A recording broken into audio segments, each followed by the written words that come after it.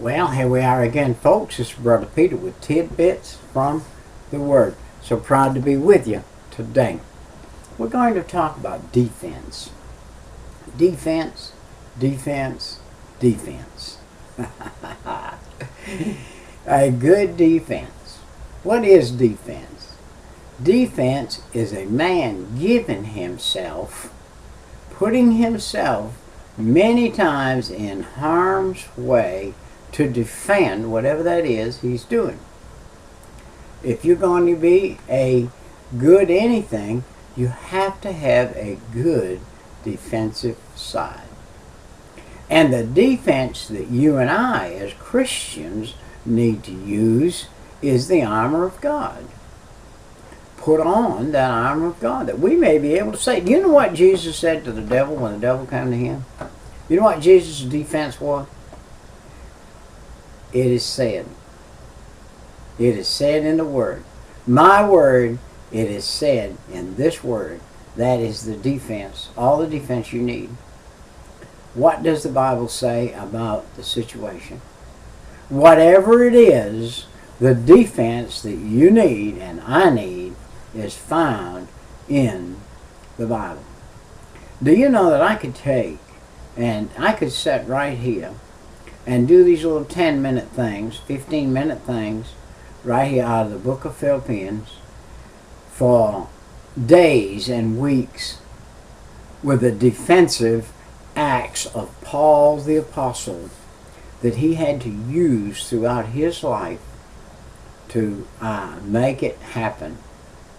The defense is the giving of the defensive person, the person who has to give himself, put himself in harm's way.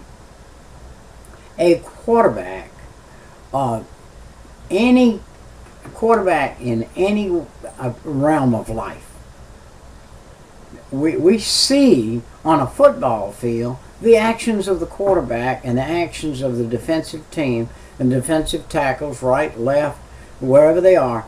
We see that picture. Do you know that that is an everyday picture of life? You are not only the quarterback in your life. Jesus Christ is supposed to give you the wisdom to quarterback your life so that you got to throw the ball and then you got to run down and catch it.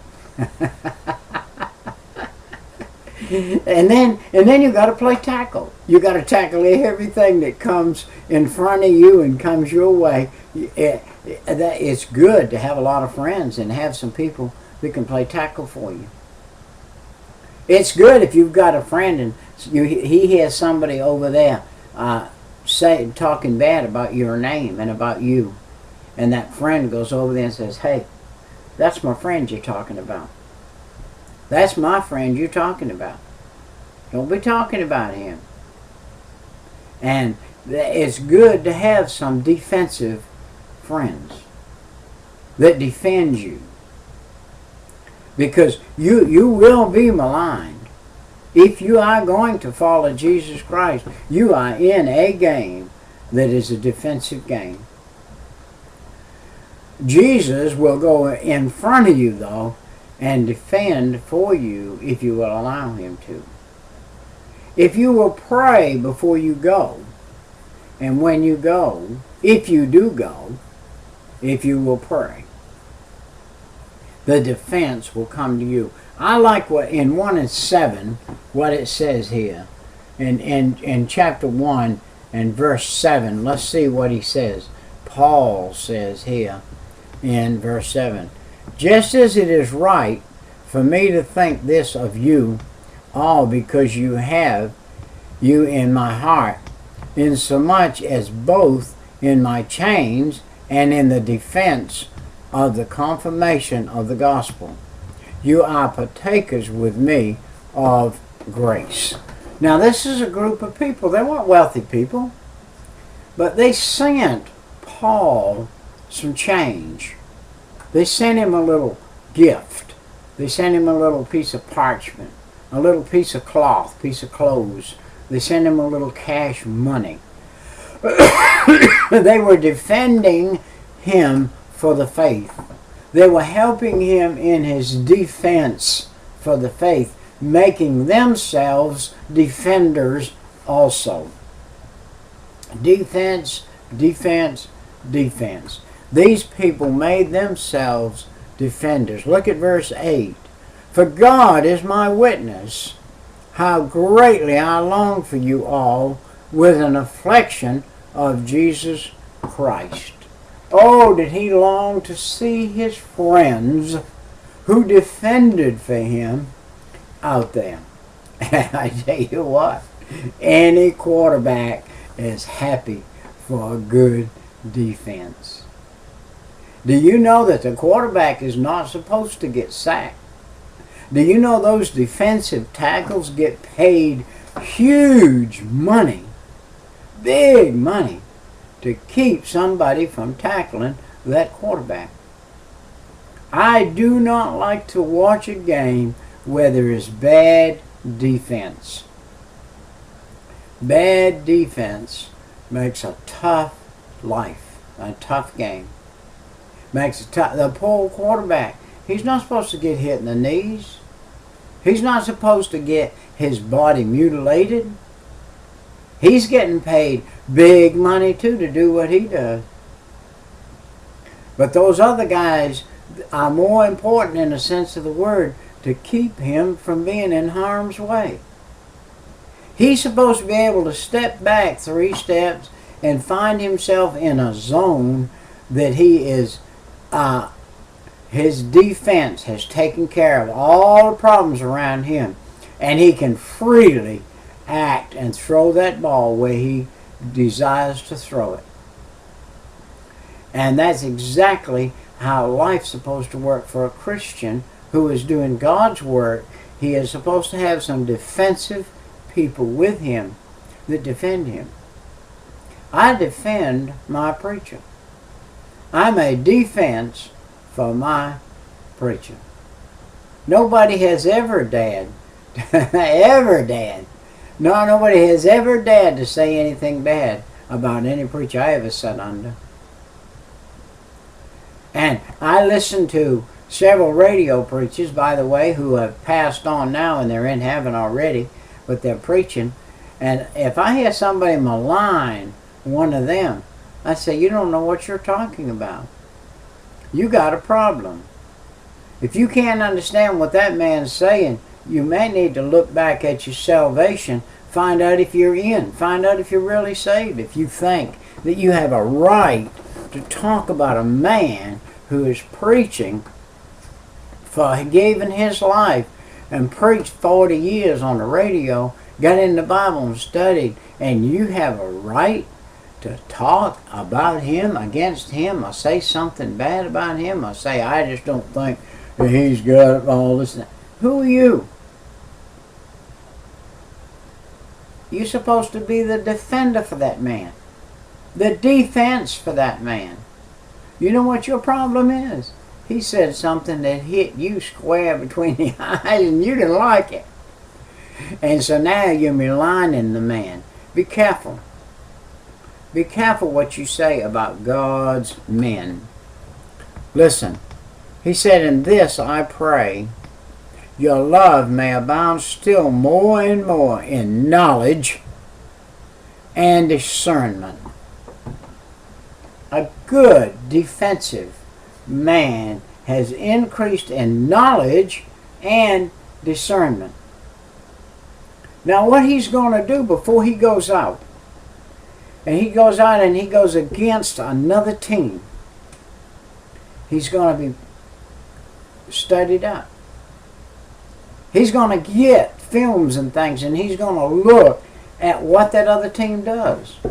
He's going to look at the number on the shirt of that guy across from him, and he's going to say, you know, I studied about him, and he always goes left. So if I'll go right, I'll meet him every time, face to face. And he studies the thing so that defensively he's ready. If you and I are going to go out and face the devil on a daily basis, we need to have our Bible defense in place so that we can say, as Jesus did when he came to the devil, and the devil spoke to him and said this and this and this, and Jesus just said, "It is written. It is written. It is written." So you're out knocking on doors and you come up to a man, and the man says, "Oh, Pete, a little wine's okay every now and then." I can say, "It is written that wine is a mocker, and strong drink is raging, and he that partaketh of it is not wise." I have the defense. The defense is the Word, and the Word says that wine is a mocker, and strong drink is raging, and he that partaketh of it is not wise. Well, a person says to me, "Well, Pete, I don't think it's that too bad, not too wrong. I know a lot of Christians, people say that Christians smoke. So I don't see anything wrong with smoking a little bit, so I smoke." Well, Jesus said, God said through Paul, this body that you have belongs to God, and you are not to defile it. You're not to mark it, and you're not to take things into it that defile it. And don't defile it. You can defile it many ways. You can defile it drinking, you can defile it smoking, you can defile it by overeating. You can defile your body by what comes out of your mouth. If you're a cusser and a rivaler, you can defile your body by what comes out of your mouth. I can tell you, if you want to be a good defensive person, you got to do it through Jesus Christ. Jesus used the Word for his defense all the way through. I tell you, one of the best defensive tackles that Jesus ever did. When they came up there and they said, "We're looking for Jesus of Nazareth," and he said, "I am he," and they fell over backwards. They fell over backwards. They met Defense himself. They met Mr. Defense when they met Jesus Christ. The Word is the defense, and they met the Word. And when he said, "I am he," I'm going to tell you another thing. Jesus was such a defensive tackle that when he went into the upper room, the walls had no hold on him. He just appeared in the upper room. He passed through the wall. He just appeared in the upper room. He was Mr. Defense. If you want defense in your life, you have to have Jesus, Jesus, Jesus. you got defense. Hey, Paul the Apostle, I love it. They're taking him to Rome. He's on the ship. And Mr. Defense, Paul. He's a Highlander. He's not a sea captain. He's not a seaman. Yet he knew the sea. He learned the sea because of his desire to be a defensive tackle against the world and go out there and tackle the world, and he had to cross some seas. But here he is, the mariner. Read it. The mariners on the ship, that's the sailors. The man that owned the ship was on the ship. And 200 and some men, 56 something men, were on the ship that were prisoners. Many of them were prisoners. In chains, by the way. Paul himself in chains on the ship. And a big storm, Euphrates, comes up. In 14 days, they toiled. They didn't take anything to eat. They fought, and it was a dark night. Dark. 14 days of darkness. This cloud, this storm that God allowed to come up on that ship and bring that ship into an island where those folks needed to be saved. And God has sent a defensive tackle in there to tackle the situation. His name was Paul the Apostle. And as Paul attacked that situation, the mariners came to him and said, "What do we do, Paul?" Do you know what? They recognized Jesus Christ in Paul the Apostle. They recognized the true defensive tackle in Paul the Apostle. He told them exactly what to do and what not to do, and not one soul would be lost. Those soldiers, knowing that their life was in his hands, if they lost a man, their life would be taken for the man they lost. So they had to believe Paul 100% that not one soul would escape or go a different direction when they got on the shore. So they had to take the chains off all those men and free them from the bones of that ship so they could swim to the shore. Oh, I love that story, how he told them what to do. And they cut the anchors loose at the end and crashed on the rocks. You would say, you mean he's deliberately going to crash the ship? That's the only way they're going to get out of it. That was the only way they were going to get out of it, is crash that ship. And it was a defensive act. And defensively they crashed it, and then they took the boards and stuff and they swam in. You have got to crash the old life. You have got to crash your old life. I had to crash mine. I had to defensively take a hold of my old life and cast it out of the way, and no longer partake of the things that I was doing. Robbing, stealing, drinking, carousing, smoking, doing everything opposite of what God is and God says that we are to be. I had to defensively take a hold of that life and cast it off. And now have to put on the defense of the gospel. Be shod with the gospel. Shod your feet with the gospel of Jesus Christ. You got to learn it. You got to stay in it. You got to be in it. You got to follow it. You got to fight the rigors of this world. Fight the way the devil will come after you.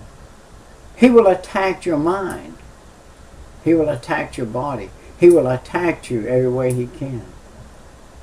And the only defense you have is to say, Jesus Christ, forgive me of that sin. Forgive me, I have sinned again. Forgive me of that, and be the defense in my life from today forward. Help me to follow you and not the world. My time has come and gone. I've overrode my time limit. And this is Brother Peter with tidbits from the Word.